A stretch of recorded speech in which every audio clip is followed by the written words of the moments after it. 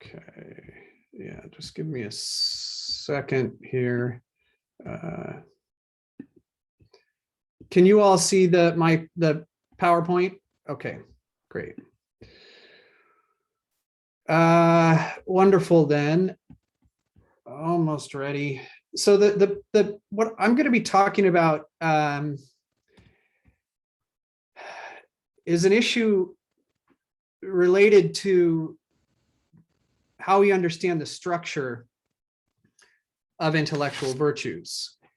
And I think that when we pay attention to that structure, a certain worry about conceptual circularity comes into view pretty quickly. And I want to draw out that concern about conceptual circularity and argue that it's not, there isn't actually a conceptual circle there. That will draw our attention to a different kind of circle, what I call a developmental circle, that I think is real, but I'll try to say some things about why, to the extent that it's real, it's not objectionable or worrisome for the theorist.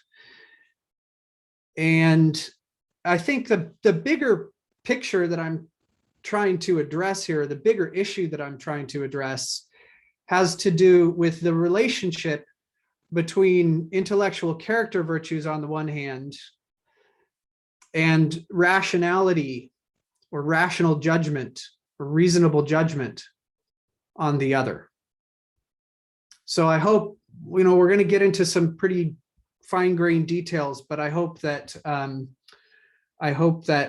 the broader contribution is to illuminate, at least to some extent, the relationship between intellectual virtues and rationality, which I don't know all of the literature, but I can't say I've seen this issue addressed very explicitly among virtue epistemologists. It probably has, but maybe some of you can tell me where it has.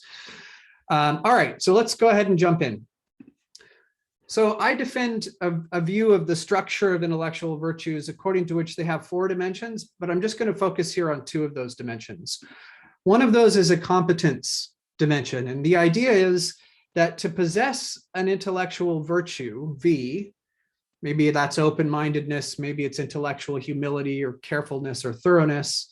To possess an intellectual virtue, V, one must possess the intellectual competence or competencies characteristic of V. So the idea is, in the background here, actually, that we can individuate virtues in terms of their characteristic competencies, that each virtue has a characteristic competence. So open-mindedness requires some competence at perspective switching. Intellectual humility requires some competence at attending to and owning our intellectual limitations or mistakes. Intellectual autonomy requires some competence in drawing our own conclusions or thinking for ourselves. So I want to suggest that every virtue has a competence dimension, and that it also has a closely related judgment dimension. You might fuss that these are part of that I shouldn't be distinguishing between these two. I can defend that later. Just try to bear with me. I can have the competence of perspective switching. I could be capable of taking up alternative points of view, but I could be foolish in my deployment or exercise of that skill or competence. That is, I could lack good judgment. So to possess the virtue of open-mindedness, for instance, I need not only to know how to perspective switch, but I also need to have good judgment about when I should perspective switch, toward whom or toward what ideas, for how long, and so on. So for every virtue, there's a characteristic competence, and to possess that virtue, one must possess good judgment when it comes to the deployment of that competence, meaning good judgment about when to deploy it, toward whom, for how long, and so on. It's the familiar Aristotelian hitting the mean point. Well, an upshot of that is that each intellectual virtue contains an element of good judgment or practical rationality, a kind of phronesis, pertaining to the exercise or use or deployment of the virtue's characteristic competence.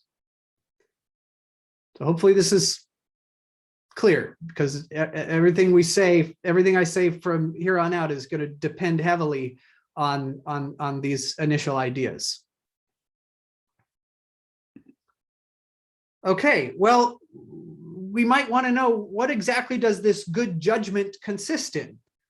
What is it for me to be a good judge concerning the deployment of my virtuous competencies? And here I want to suggest that it's difficult to, or that it's quite natural to return to some of the language and concepts of intellectual virtue. So for instance, if I want to judge well when I should engage in perspective switching or when I should be thinking for myself, I'll need to be intellectually careful and open and attentive and honest, right? So it seems like in order to judge well, or to judge in the manner required for possessing a virtue, just is to judge in ways that are characterized by intellectual virtues. And now hopefully you can see the sort of conceptual worry here. It looks like to judge well or rationally is to judge in ways that are regulated by or that instantiate intellectual virtues. So to put that another way, we could say that good judgment or rational judgment appears to be intellectually virtuous judgment. But if that's so, then here's the predicament. I've suggested that the concept of intellectual virtue is grounded in or parasitic on the concept of good or rational judgment, in the sense that part of what it is to possess a virtue is to have good judgment concerning the deployment of that virtue's characteristic competence. But then when we try to understand or cash out what it is to have good judgment, it seems like the temptation is to spell that out constitutively in terms of an exercise of virtues like intellectual carefulness, thoroughness, autonomy, attentiveness, and so on. Well, that's a pretty tight conceptual circle that I at least feel pretty uncomfortable with, if it's what it appears to be. Well, I think to know how to diffuse this worry, it can be useful to make a detour through virtue ethics. First, I want to just observe one similarity and one difference between intellectual virtues and moral virtues on the point we've just considered, the concern about circularity. So on the one hand, I'd argue, or on my view, intellectual virtues and moral virtues both contain an element of good judgment or practical rationality, both contain an element of phronesis. To possess the moral virtue of generosity, I need to have good judgment about when, how much, toward whom to give of my financial resources. A difference, though, is that I don't think that the same kind of circularity worry, at least not to nearly to the same extent, I don't think the same kind of circularity worry arises when it comes to trying to give an account of moral virtues, because we'll say that moral virtues need to have an element of good judgment, but then when we go to understanding, well, what's the nature of that good judgment, we aren't led to moral virtues. We aren't led back to moral virtues. Instead, like I said, we're led to intellectual virtues. So this seems to be a special problem, or at least especially problematic for an account of intellectual character virtues, at least along the lines that I've suggested. Okay, the next point I want to make concerns a familiar thesis in virtue ethics. For some, this sort of defines what virtue ethics is. I think that's a bit narrow, but certainly this is a claim that's central to virtue ethics. The claim is that an action is right if and only if it's an action that a morally virtuous person would perform in the situation. Sounds very much like a definition of right action, whereby the concept of right action is being grounded in, or is parasitic on, the concept of moral virtue. Before jumping to that conclusion, though, it's important to note that there are actually two different ways of understanding or interpreting this statement, only one of which grounds right action in the concept of moral virtue. So one thing we might mean when we say that an action is right if and only if it's an action that a virtuous person would perform in the situation is that what makes right actions right is that they are actions that a morally virtuous person would perform. So it's the fact that this action would be performed by a virtuous person that makes that action right. In the background here, you're seeing correctly the Euthyphro dilemma, right?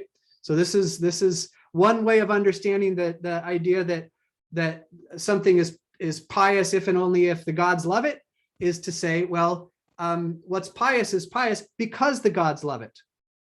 The gods loving what's pious is what makes it pious. That corresponds to this first way of interpreting the virtue ethical thesis. But there's another way of thinking about the relationship between right action and moral virtue that's also consistent with the virtue ethical thesis, which says that moral virtues are, by definition, qualities that track the demands of right action. They're qualities that constitute us or make us appropriately sensitive to and aware of and responsive to the demands of right action. If that statement is true, it's also true that an action will be right if and only if it's an action that a virtuous person would perform.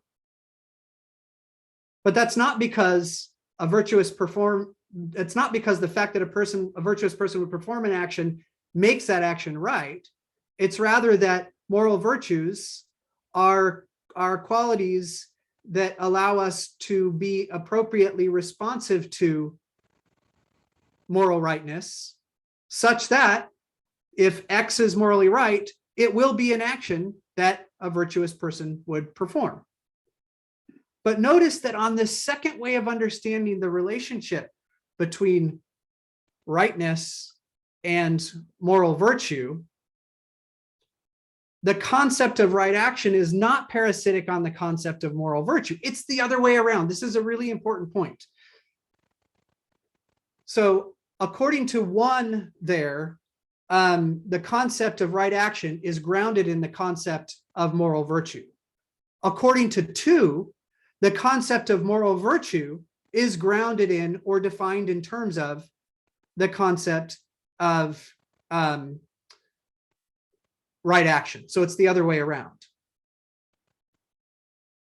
right? According to one, right action is defined in terms of virtue. According to two, virtue is defined in terms of, is grounded conceptually or is conceptually parasitic on right action, because moral virtues are just those dispositions that attune us to and constitute us so that we are appropriately responsive to the demands of right action. I hope that you're with me. So back then to the worry about intellectual virtues. Again, the idea was this, that the concept of intellectual virtue is parasitic on the concept of good or rational judgment, in the sense that part of what it is to possess a virtue is to have good judgment concerning the deployment of its characteristic competence. But it also seems like the concept of good or rational judgment is parasitic on, definable in terms of, analyzable in terms of the concept of intellectual virtues. So that was the worry. Well, I want to suggest that they're corresponding to the two ways of understanding the relationship between right action and moral virtue. I want to suggest that there are two different ways of understanding the relationship between rational judgment and intellectual virtue, only one of which creates a conceptual circle, the other of which doesn't, and the other of which I think is plausible on independent grounds. So let's look at those. Here's one possibility.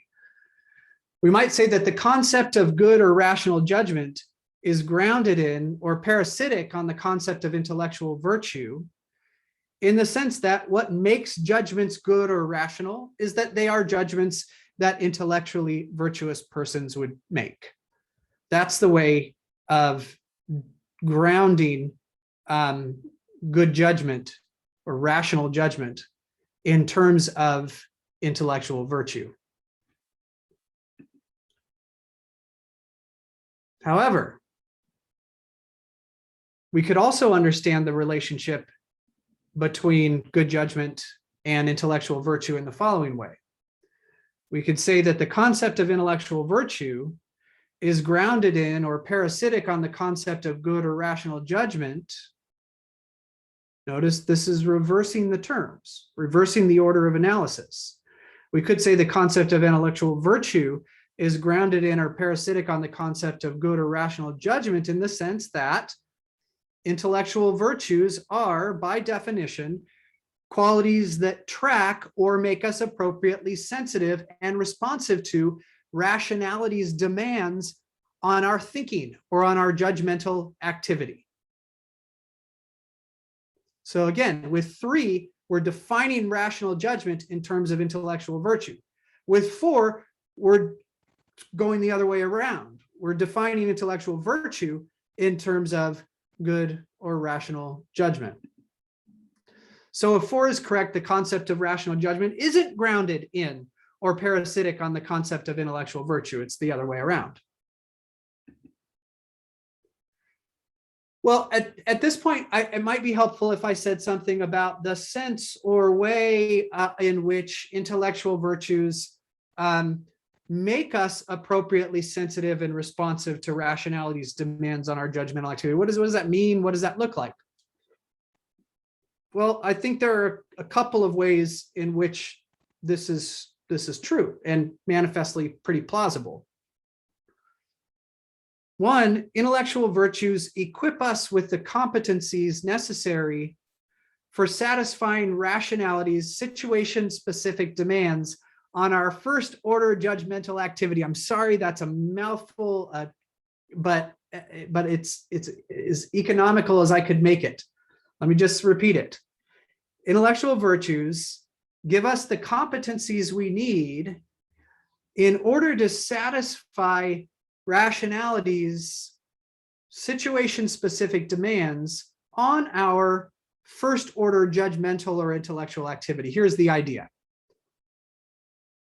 Sometimes in the context of inquiry, the rational thing to do is to keep an open mind, to exercise the competence of perspective switching, the competence characteristic of open-mindedness. In other situations, within the context of inquiry, the rational thing to do might be to persist in a conviction and not scrutinize it or question it. So we would need the competence of persisting in a belief, maybe in the face of the sort of cost of having other people disagree with us. So in that case, we would need the competence characteristic of intellectual courage. So the idea is just that when it comes to truth-seeking inquiry and so on, like it's rational to engage it's rational to deploy some skills in some situations, other skills in other situations.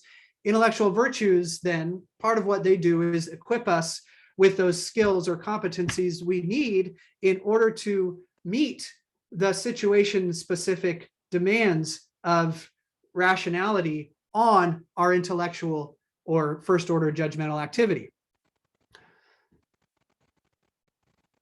They also equip us with the competencies or skills necessary for satisfying rationality's situation-specific demands on our second-order judgments about our first-order judgmental activity, including our second-order judgments about the first-order deployment of our virtuous competencies. Here's the idea. Part of what it is to have intellectual virtues is to have virtue-specific skills. But those skills don't simply deploy themselves, right? We need to judge which skills to deploy in any given situation and how long and toward whom. Okay. That judgment about the deployment of our virtuous competencies can be rational or irrational. It can be good or bad.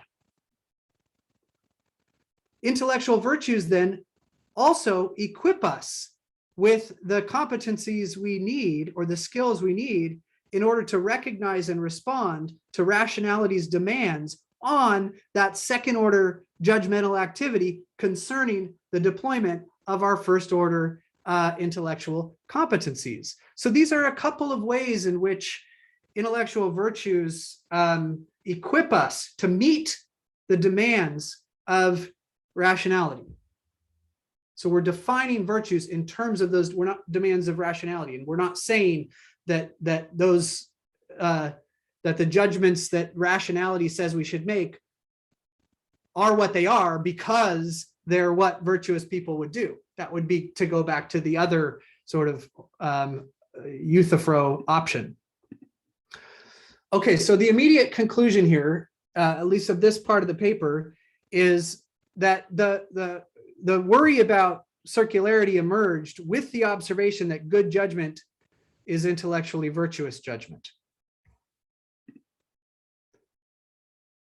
Per the claim on the previous slide that about how intellectual virtues can be grounded in the concept of rationality, this claim needn't and indeed shouldn't be understood as entailing the opposite. The claim that the concept of good judgment should be grounded in the concept of intellectual virtue. So in other words, we don't need to take that claim that good judgment is intellectually virtuous judgment as a kind of definition of good judgment, any more than we need to take the claim that an action will be right if and only if it's what a virtuous person would do, needs to be taken as a definition or conceptual analysis of right action. And so if we opt for view 4 rather than view 3, then there is no worry about conceptual circularity. The problem of conceptual circularity doesn't arise because we're not proposing to define good judgment in terms of virtuous judgment. Rather, we've got a view of virtuous judgment that makes sense of the idea that we are inclined to describe good judgment in terms of intellectual virtues. Why are we inclined in that way? Well, because intellectual virtues are precisely the qualities that make us sensitive to and that track good judgment. So yes, in that sense, intellectually virtuous or good judgment is intellectually virtuous judgment, but that's not a conceptual claim whereby good judgment just is or is virtuous judgment. So no conceptuality, no conceptual circularity emerges. I'm going to. I mean, a natural question at this point is going to be, well, okay, if we're not going to define good judgment in terms of intellectually virtuous judgment, we're not going to make that definitional claim, then how should we define or conceptually analyze good judgment?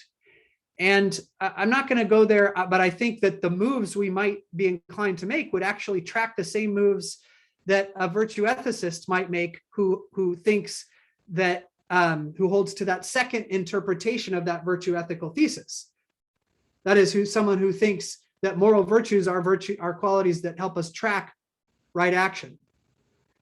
And that move would be to say, well, okay, then if right actions aren't right because they're actions that a virtuous person would do, what makes them right? Well, one answer might have to do with outcomes or consequences.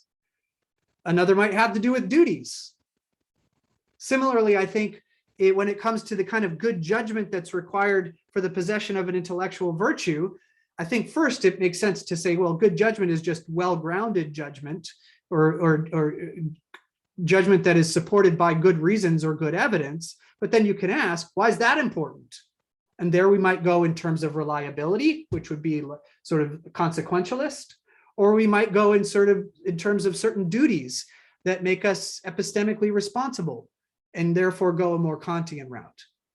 But again, that's just to sort of point in the direction of how we might define good judgment, if not in terms of intellectual virtues, which would just get us into the conceptual circle that we ought to be avoiding in the first place. Okay. Not worried about the vicious circularity, but there is even more clearly now, we're in a better position now to see that there's a circle of a different sort that remains. So let me note two things that we've seen so far. One, we've observed that intellectual virtues are qualities that equip us to meet rationality's demands on our judgmental activities. They constitute us in such a way that we're appropriately aware of and responsive to the demands of rationality on our judgmental activity. We've also observed that to possess an intellectual virtue, we have to have good judgment concerning the deployment of its characteristic competence, which is another way of saying we need to be equipped to satisfy rationality's demands as they pertain to the deployment of this competence. So intellectual virtues equip us to meet rationality's demands. To possess a virtue, I have to have good judgment, which in turn is a matter of satisfying rationality's demands with regard to the deployment of the virtue's competence. Well, that makes it look as though we won't be able to develop the judgment necessary for the possession of an intellectual virtue unless we are already intellectually virtuous. To develop good judgment, I need to be able to track and be responsive to the demands of rationality as they pertain to the deployment of the virtue's competence. But it's intellectual virtues that make me so constituted. So it seems that I'll have to already be intellectually virtuous in order to develop the judgment specific to a particular virtue. Some of you are probably in the back of your mind thinking of a passage in book 2 of the Nicomachean Ethics, where Aristotle confronts a similar worry. So he's just talked about how we develop moral virtues, at least partly through practicing those virtues, through practicing their characteristic activities. And he says, the question might be asked what we mean by saying that we must become just by doing just acts, temperate by doing temperate acts. For if men do just and temperate acts, they are already just and temperate, exactly as if they do what's in accordance with the laws of grammar, music, they're already grammarians and musicians. And then you'll recall that he responds, so this is the same kind of objection. It's like, we can only develop virtues by practicing them, but how can we practice virtues if we aren't already virtuous? Aristotle responds by drawing a distinction between virtuous acts and between merely performing virtuous acts or performing acts that a virtuous person would perform on the one hand, and performing those actions as a virtuous person would perform them on the other. And he says that the latter, but not the former, requires that the person be in a certain condition when he performs the action. In the first place, he needs to have knowledge. Second, he must choose the acts and choose them for their own sakes. And thirdly, his action must proceed from a firm and unchangeable character. So you don't have to already have the virtue of generosity in order to practice the generous acts that might lead you to develop the virtue of generosity. Why? Well, among other reasons, you can perform acts of generosity without those actions being sort of ingrained into your character such that you have a stable disposition to perform those actions. And so I want to say that something very similar is the case when it comes to intellectual virtues. I want to say that while we may need to exercise some of the competencies characteristic of intellectual virtues in order to develop the judgment required for their possession, it doesn't follow that we must possess the corresponding virtues or settled dispositions. Let me give you an example. So it might be that in order for me to develop the virtue of open-mindedness, I need to have good judgment about when to practice perspective switching. And it might be that in order to develop that judgment, I have to engage in a little bit of perspective switching. But to say that I have to engage in perspective switching at some level to know when it's virtuous or correct for me to engage in perspective switching is not to say that I must possess the virtue of open-mindedness, because that competence, which I might have at some level, needn't be incorporated into my character in such a way that I have the virtue or stable disposition that comprises the real virtue of open-mindedness. So that's just sort of the counterpart to Aristotle's, one part of Aristotle's response. But I think there are other things that can be said here as well. One, the competences required for developing the judgment that partly constitutes a particular virtue may be different from the competence characteristic of the virtue itself. So suppose we're thinking about intellectual thoroughness. If I'm to have that virtue, then I need good judgment about when to use it. But it might be that in order to develop that judgment, I don't really need thoroughness. I just need attentiveness and carefulness. In that case, there would be no developmental circularity because I wouldn't need the competence of characteristic of thoroughness to develop good judgment about the deployment of my thoroughness skills or competencies.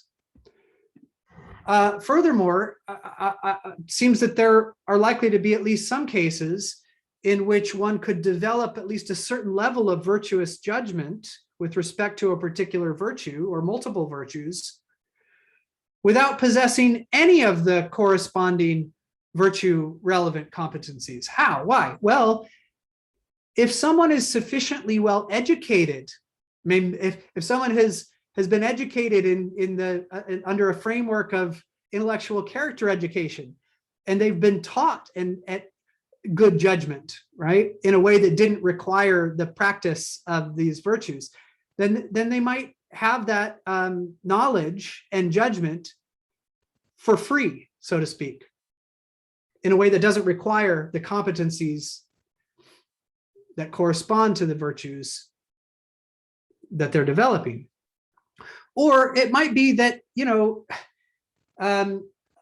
a certain extent, when I should be open-minded or not be open-minded is just kind of obvious, such that it doesn't require open-mindedness in order to develop, or to that knowledge might also be just sort of obvious and not hard to. In either of those cases, the developmental circle that we're talking about won't exist.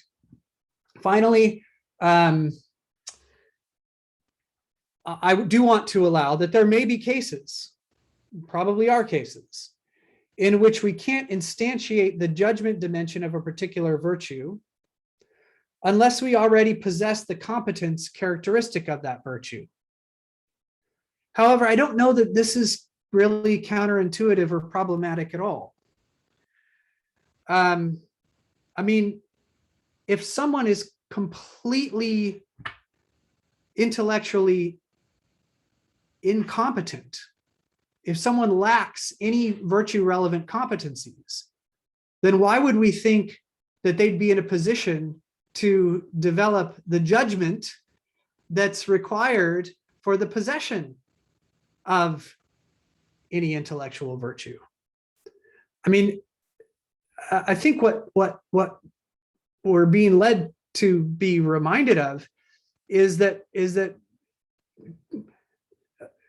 virtue possession, intellectual and moral, is consistent with a certain amount of constitutive luck, and that it's possible, say, for the person who's been raised in a cult, or to be incapable of developing certain virtuous competencies, and therefore incapable of developing the kind of judgment that would be required for any of the corresponding virtues.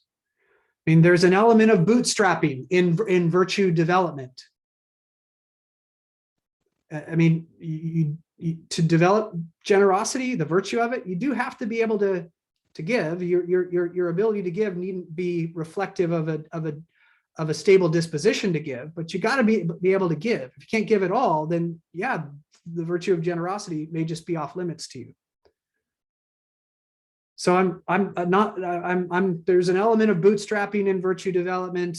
Not all bootstraps are created the same. I think that's unfortunate, but I think that's reflective of the role of constitutive luck in virtue formation, whether intellectual or moral. Okay, so big picture here, zooming back out, how are intellectual virtues related to rationality?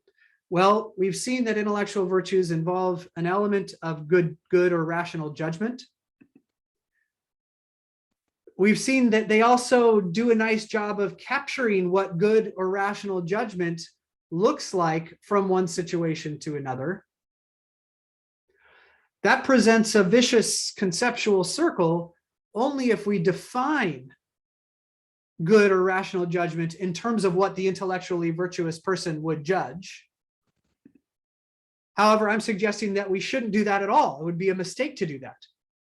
Because what we should say is that intellectually virtuous people are people who are especially attentive to and responsive to the demands of rationality in their judgmental activity. So the order of analysis should go in that direction, not from good judgment to intellectual virtue. Yeah, again, so instead we should define intellectual virtues in terms of good or rational judgment, that is, as attributes of intellectual character that make us appropriately sensitive and responsive to rationality's demands on our judgmental activity. And that is it. Thank you very much.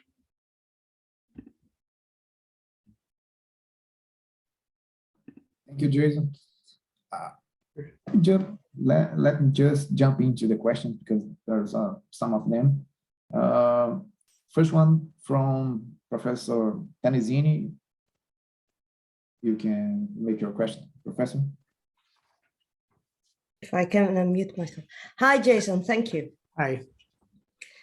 So I worry about how very intellectualistic this model is. Mm-hmm. So I mean, I know that you're committed to this idea of a judgment dimension, but even if one agrees that there is a judgment dimension, why do we need to almost postulate it as a second order set of capacities, right? So part of what you were saying reminded me of McDowell and Miranda Fricker idea that certain intellectual virtues are sensibilities. And as such, they do track or are responsive to the normative features of the situation. Right. And so they do not have that circularity that you are concerned with, right? So what the characteristics defining of the normative features of the situation are independent of our tracking of them. But what it is to be intellectually virtuous is to have a quasi-perceptual capacity of tracking what rationality demands. And that this is part of each of the competencies, that we don't need this hierarchical picture of an extra competence, which is the competence of knowing how to deploy our competencies. It seems unnecessary, right? And you can account for the judgment dimension by seeing it as intrinsic, right? So we don't need to sort of get from the Aristotelian moral theory of practical wisdom as something separate, the idea that we need to have this separate thing that unifies all the intellectual virtues. If it is about what rationality demands, then it seems to me that each of these capacities are rational capacities, right? Or rational competences. Anyway, so that's the comment. Great, wonderful, totally tracking with what you're saying. And I think I can agree with it, with a couple qualifications. So, I mean, I do think there's the fact that some situations call for some virtues more than others. And so what I think, what I don't see a way around is the idea that part of what it is to have a virtue is to know or have a sense of the situations in which it's relevant and the situations in which it isn't relevant, or for any situation in which it is relevant, how far do I go with it and toward whom and so on. So I think one needs to have a sense of that, and that's all that's really required as far as I'm concerned. As far as I'm concerned, for what I'm referring to as the judgment component of intellectual virtues. Now, I think you're completely right. The way I've described this component sounds highly intellectual. And I think it can be intellectual. I don't think we'd want to say that it's never or can't be intellectual, that explicit and second order. But part of why I've focused on this way of more explicit second order way of thinking about the judgment dimension is that it's at that level, and I think only at that level, where the circularity worry arises. So maybe part of what you're saying is, hey, the threat of circularity that you're talking about either isn't there, or it's less worrisome than what I've suggested. And that's helpful. And I think I do need to think about that. I do need to think about, okay, given that I want to allow that the judgment I'm talking about is often implicit, what does that imply regarding the concern about conceptual or even developmental circularity? That's something I'll want to keep thinking about.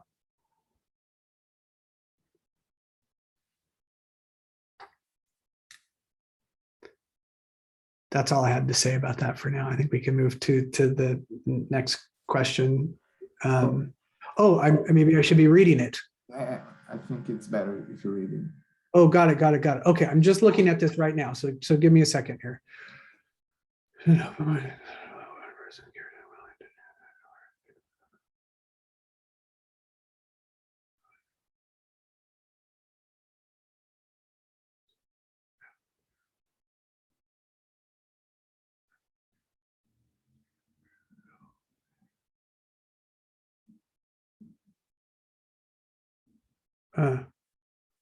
Oh, nice. So, right. Yeah, I think you're right that F is getting at what I'm describing as the judgment dimension. And as you suggest, here's what I'd say. I think it's useful at various points in theorizing about individual virtues to draw a distinction between the attribute of, say, open-mindedness or generosity and so on, and the virtue of open-mindedness or generosity. And I think a person who satisfies A through E, so they regularly engage in perspective switching, they do it very skillfully at one level, but they don't have especially good judgment about how to do it. They do it sometimes when they shouldn't, and they sometimes don't do it when they should, or they do it for too long or too little. Well,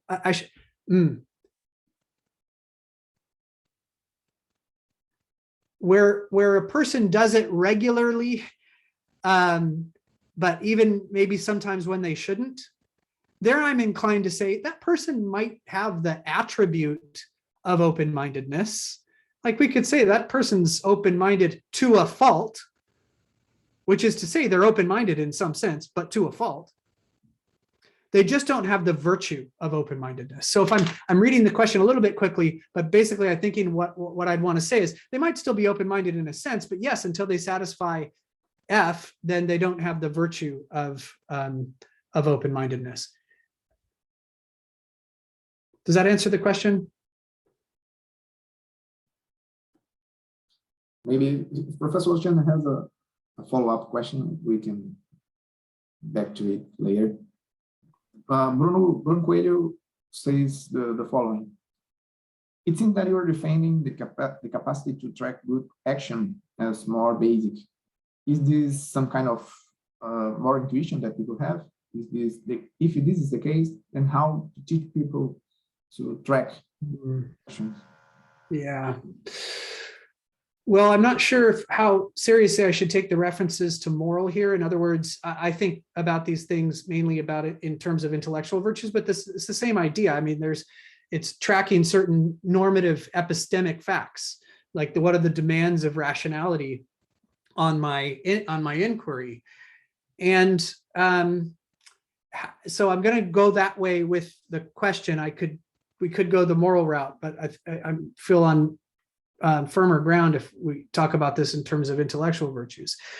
Is it some kind of moral or is it some kind of intuition? If so, how do we teach people these actions? I don't think it's mysterious in at least in the intellectual case, because I think a large part of having good judgment about whether I should perspective switch in a given situation and how much or toward whom is a matter of knowledge concerning whether or how perspective switching in this situation is likely to further my epistemic ends or aims. So if one of my aims is to better understand what's going on in the background of American politics, it might be that I should, or we might wonder, should I listen to open-mindedly to my QAnon following family members? Well, if I have reason to think that engaging with them in an open-minded way might further their knowledge of political reality or my own knowledge, then yeah, that's probably a situation in which it would be rational for me to judge that I should be open-minded. But if I know enough about how they're likely to react and how I'm likely to react about how they're likely to react, such that I can foresee with a high degree of confidence that engaging in open-minded discussion is only going to make us both more angry and less appropriately open or whatever, then good judgment might dictate not having that open-minded conversation. That's just a hypothetical example. I'm talking about an extreme case, because I do think, generally speaking, we should engage with open-mindedly with people we disagree with, but there may be cases where all I'm saying is what's governing good judgment there are certain facts about how people are likely to respond, or how certain competencies or behaviors are likely to further my epistemic ends or their epistemic ends. And I think it's that kind of, notice that's all empirical knowledge. And by the way, this is one of the places where empirical research on cognition becomes really important. How we should think, if we care to get to the truth, would depend on how our and others' minds operate, which is something that to a large extent we need to figure out empirically. So it might have, so to answer the question, what would it look like to teach people to track these normative facts? It might be more a matter of like understanding more about human psychology and cognitive psychology, and how we respond to certain intellectual efforts and practices. I don't think it would be a matter of intuition. So I hope that helps and addresses at least part of the version of the question that was being asked. Now we have a question from Professor Miller. I've talked a lot this afternoon, so why don't you give someone else a chance who hasn't gone as much, and I can come back at the end if there's time. So, following you, Marcelo, you wish to make a question? Professor Miller, thank you very much, Professor, for your talk and for your work as well. It has been a great source of inspiration for my intellectual path. So thank you very much. Well, concerning your talk, I think I am one of those less some about this problem of circularity. And let me try to explain why and if you resonate with that. When you divide the dimensions of an intellectual virtue, one of the dimensions is the motivation. And there is a kind of underlying motivation that is the love for the intellectual goods that underlying all intellectual virtues, right? Mm-hmm. And there is no problem with that. And there is this dimension of I have to be motivated well so that I can have the fully developed intellectual virtue. I can have the competence without the motivation, and then I maybe have the trait without the virtue. When we go to the other dimension, that is the judgmental dimension, why is this a problem? I mean, I can understand this as a kind of intellectual virtue in its own sake, like phronesis or practical wisdom, and a kind of know-how that allows me to fine-tune my competence and perform well. Mm-hmm. So I'm thinking, I do not have to define this dimension with I don't have to define it, taking the intellectual virtue as a basis. I can just say it is the element that allows me to fine-tune my competence and then perform well to attain the intellectual goods in this situation. If I was clear in what are... I think you were very clear, though at the end, I did wonder, when you say you don't have to define judgment, you don't have to define intellectual virtues in terms of judgment, you can just say that judgment is an element of, and there I thought, well, wait, an element of what? If you mean a constitutive element of the virtue, well, then it looks like we're back to making the definitional move. What I took you to be saying earlier was that maybe we should think of this judgment as a separate virtue. And so we should think of these virtues as having maybe 3 dimensions rather than a 4th dimension. Rather than through 3 dimensions. So the 4 dimensions minus the judgment dimension. And let that judgment dimension be carried by a separate intellectual virtue. Yes, but I don't think that this makes I have to give up a 4th dimension. It can be both, as the motivation can be a kind of dimension, and it can be an intellectual virtue as well as love of knowledge. So it's a dimension of individual virtues, but it's not a defining feature of any individual virtue? Well, quickly, I think yes, it can be definitional in the sense Okay. it is a component, Uh-huh. but this component can be described Yeah. as a virtue in its own sake. Yes. Like, Okay. Okay. Yeah. No, well, so there are two separate issues. One is has to do with the conceptual worry. And so I guess I want to just register that insofar as you maintain that the judgment we're talking about is a defining feature of individual virtues, there will still be a worry about circularity.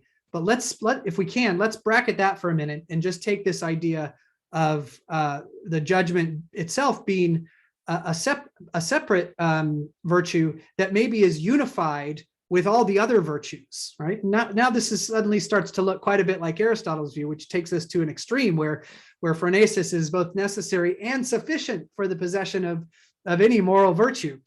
I'll just say I don't go that route. Well, not even. Aristotle's view is an extreme case. Let's just say I don't go the route of treating what I'm referring to as good judgment as a separate virtue, because I think at one level I don't have any objection to that, but I think the reason I haven't gone that route myself is that I think of intellectual virtues as attributes of character. And it's not clear to me that, it's not on Aristotle's view, it's not clear to me that phronesis is an attribute of character. It seems more like a skill or ability or a kind of cognitive, even a sort of body of knowledge or something like that. So it doesn't seem to me to be a character attribute on par with intellectual courage or intellectual humility or curiosity or open-mindedness. It seems like a different kind of thing, but maybe there'd be a way of making it characterological such that it could be regarded as an intellectual character virtue alongside of these other virtues, and then add to that the sort of unity thesis that all virtues depend on the possession of that virtue, and that might fly. So yeah, thanks for bringing that up. That is something I think about a lot, and it's an important question given that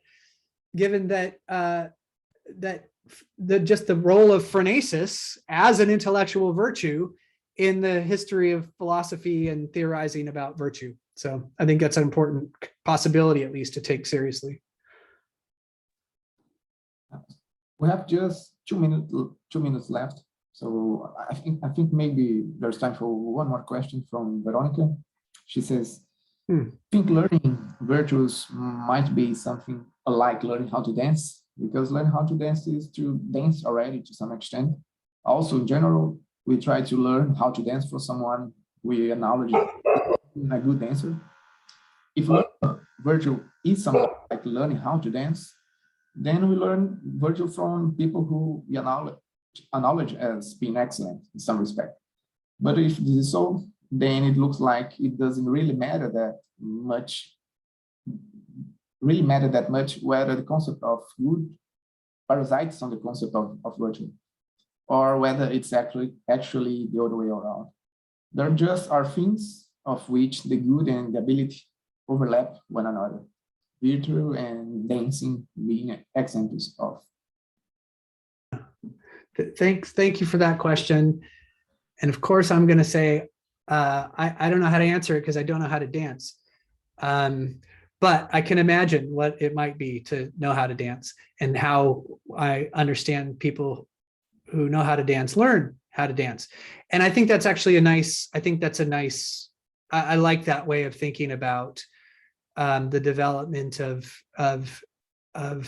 moral orient. I don't know that there's a difference between moral and intellectual virtues in this regard, that we learn how to think well through the practice of thinking, not by primarily learning about what good thinking is, but by practicing the virtues of good thinking, and doing so ideally, optimally, doing so under the direction and guidance of experts, which might be our teachers in an academic environment.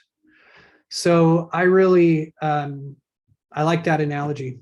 And so, do I need to say more than that?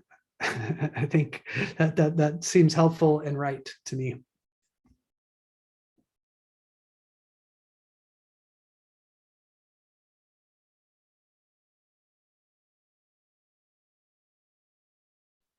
Sorry. With Professor Baehr's talk, we close the first day of the symposium. I really appreciate everyone's participation here today, especially those who had to deal with tiresome time zone differences. Hopefully we will all meet again tomorrow, and I wish you all a good rest, and I hope to see you tomorrow. Então, pessoal, eu encerro hoje o primeiro dia do simpósio com a fala aqui do professor Jason Baehr, e eu agradeço a presença de todos, o esforço de todos estarem aqui, principalmente esses, né, nossos convidados estrangeiros e os participantes estrangeiros, ou que estão fora do território nacional, tendo que lidar com diferença de fuso horário, isso é bastante cansativo, mas obrigado a presença e espero que a gente possa se ver de novo amanhã para mais apresentações, para continuar discutindo essa área, os tópicos dessa área. Obrigado e até amanhã. Eu mando informações por e-mail sobre a sala, mas o link deve continuar o mesmo. Tá? Eu entro em contato novamente. Thank you, everyone. See you later.